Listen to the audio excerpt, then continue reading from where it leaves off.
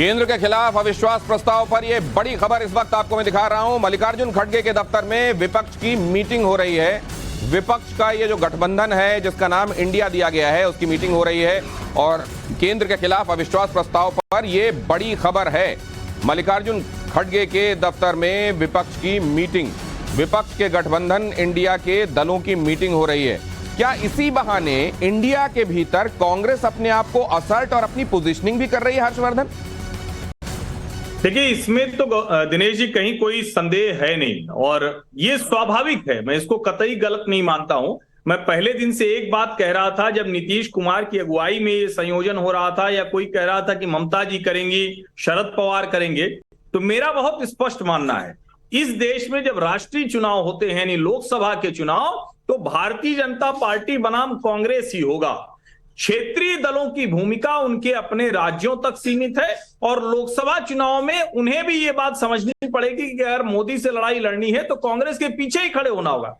Congress party ने कर्नाटक की जीत के बाद और विशेष करके जिसको हम बार बार कह रहे हैं ना कि राहुल गांधी को जिस तरह से बिल्टअप करने की कोशिश की गई, तो भले ही वो डिस्क्वालिफाइड एमपी हो गए हैं, लेकिन उनको एक नेता के तौर पर प्रस्तुत करने की मैं आखिरी के 20 सेकंड में बस लोकेश जिंदल से एक महत्वपूर्ण बात जानना चाहता हूं। लोकेश जिंदल, कांग्रेस अपने आप को असर्ट करने के लिए भी लाई है क्या?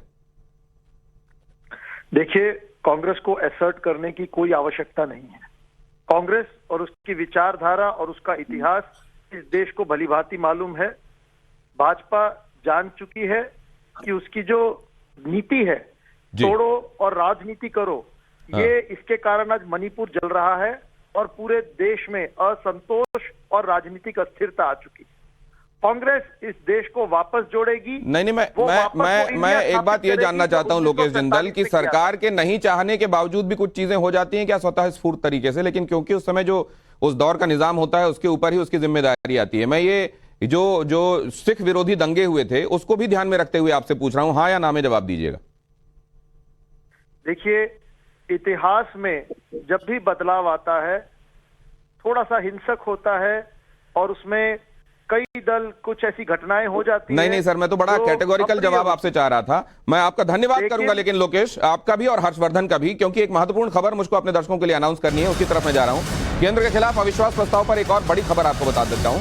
बीआरएस ने भी अविश्वास प्रस्ताव का नोटिस दिया है। बीआरएस सांसद नागेश्वर राव ने प्रस्ताव का नोटिस दिया है। तो अविश्वास प्रस्ताव वाले मामले में बीआरएस इसलिए महत्वपूर्ण हो जाता है क्योंकि बीआरएस अभी तक इंडिया वाले खेमे में नहीं है। वो पार्टियां जो अभी स्वतंत्र हैं और कभी किसी खेमे का हिस्सा नहीं, किसी अलायंस का हिस्सा नहीं है, उनमें से एक भारत राष्ट्र समिति भी है, जो पहले तेलंगाना राष्ट्र समिति के नाम से जानी जाती थी और अब भारत राष्ट्र समिति से नाम से जानी जाती है। उसका भी ये नोटिस देना ये बताता है कि इस एक मामले में वो इंडिया के साथ खड़े हुए हैं। यहां एक छोटे से ब्रेक के लिए रुकेंगे, लेकिन आगे इस पर निगाह बनी हुई है मोदी वर्सेस